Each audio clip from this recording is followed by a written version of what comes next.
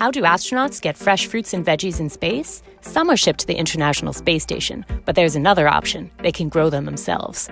On the station, crews have already grown 3 types of lettuce, also Chinese cabbage, Mizuna mustard, and red Russian kale, among other plants.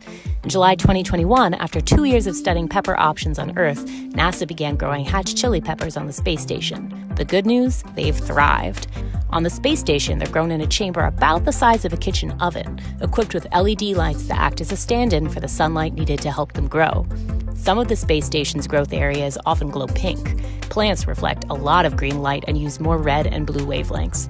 The peppers are grown in one of 3 growth chambers in the station and take about 4 months from seed to harvest. They're a treat for the crew, though some samples are kept for analysis back on Earth. The peppers can be eaten when they're green, but for a slightly sweeter taste, it's best to wait until they're red. Growing colorful, good-smelling plants like these ones can help improve astronauts' mood and well-being.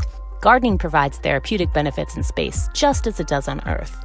Plus, it connects astronauts back to life on Earth with similar tactile exposures. In space, crew may lose some of their sense of smell and taste, so space gardening can also give crew senses a much-needed workout too. And of course, they're also just fun.